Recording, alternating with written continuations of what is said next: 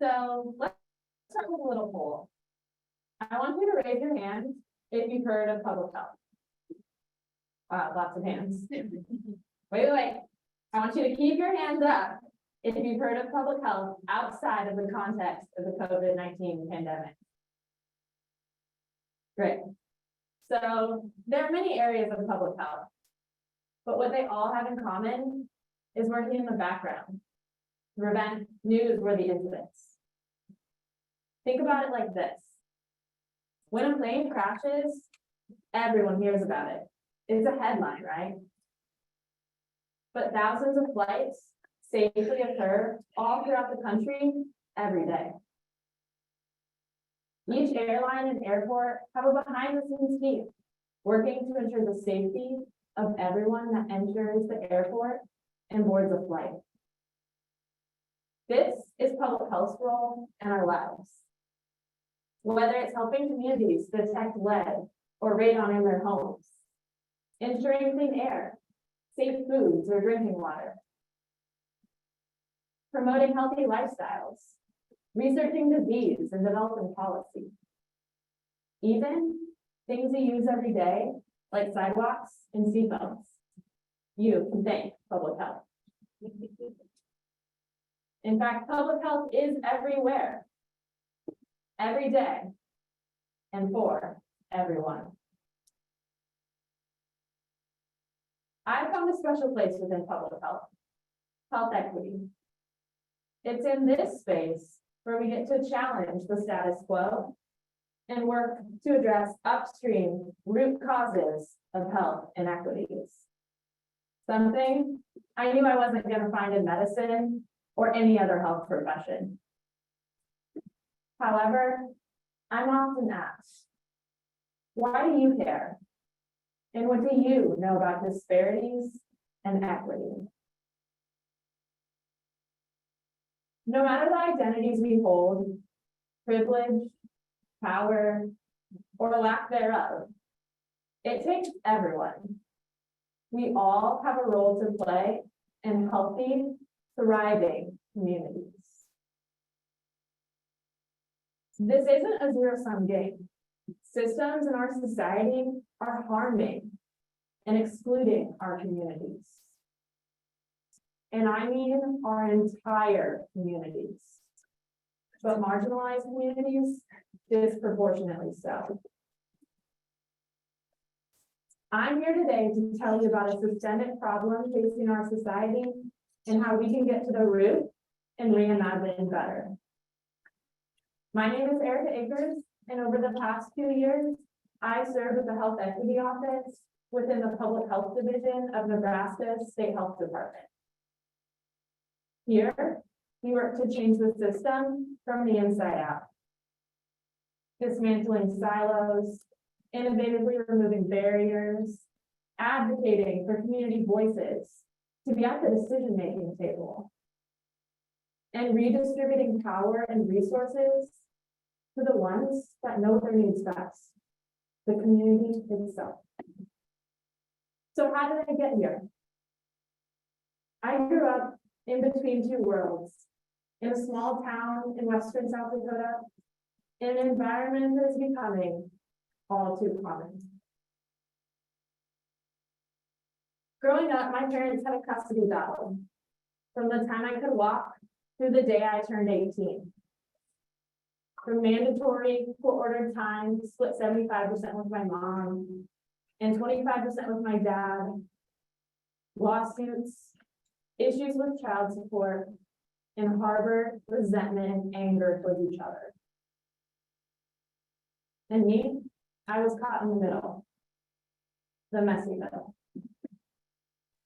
See, having 4 parents instead of 2 makes for a lot of different opinions about the world and how I should be living my life. From the small choices to the larger ones, like what career to pursue. On top of that, my 2 sets of parents, they couldn't be more opposite. Views on money, religion, core values, you name it, it's probably different. But growing up, it was also common for me to hear more than one version of an event, a memory, or something that occurred during my childhood. As you can imagine, this was confusing and led me to not take things at face value, but instead develop this deep curiosity for finding the truth, the whole truth, not just the version they wanted me to know. But then also grapple with how two different versions of the same thing could both be true. You see, I became accustomed to the messy middle, holding multiple truths at the same time.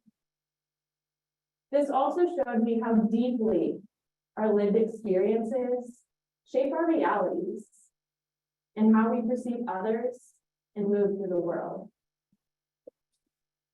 But somehow this gets lost when we grow up and start careers in systems baked with inequities and built on all the isms. People get experience, maybe a degree or two, and then power. And I'm not saying any of these things are bad, but somewhere along the way develops this idea that we know what's best. And then we start creating solutions to some of our generation's largest problems from 10,000 feet. But that's how our systems are set up, and it's profitable. The medical system is no exception. Doctors prescribing medication for your symptoms, sometimes even more medication for the side effects from those medications. But it's their band-aid solutions, glossing over the root causes. So what if, instead of investing more money per capita than any other country into just our medical system, we invested more in public health solutions? Solutions that address these root causes. Solutions to systemic problems that started long before people walked into the doctor's office. Things leading to patterns of disadvantage and making us sick in the environments where we live, work, learn, play, and age. You see, the most effective change-making occurs at the intersection of data-driven and community-informed decision-making. That also happens from the planning stage all the way through implementation. Think about it like this. You wouldn't bake blueberry muffins without blueberries, nor would you throw in the blueberries after you're done baking them. But blueberries are what make blueberry muffins, well, blueberry muffins. Just as you don't make blueberry muffins without blueberries, you shouldn't create solutions for a community without involving the people most impacted within that community.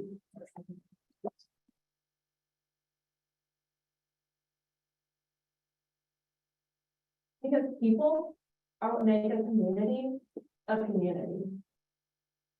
Shout out to former PPAC fellow Sam for inspiring my great analogy. Now stick with me. In the heart of the Black Hills where I'm from, you have to have flour or water or a little extra something to make sure your recipe still works in high altitude. But people in other places don't necessarily need to do this. The same recipe with modifications based on your environment can still yield great blueberry muffins. Similarly, the tips and tricks in our communities are all different, but mixed with cultural humility, allow us to get into relationship with these communities that are thriving and co-create solutions that actually work. I've heard it said that relationships are the currency of health equity work.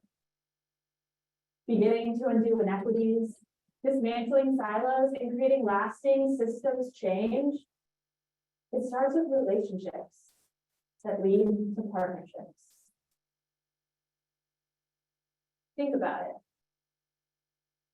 What kind of solutions can we find if we stopped and acknowledge that we might not know what's best? We searched for partners in other sectors. We centered relationships. And we allowed our communities to guide us to the solutions. Thank you.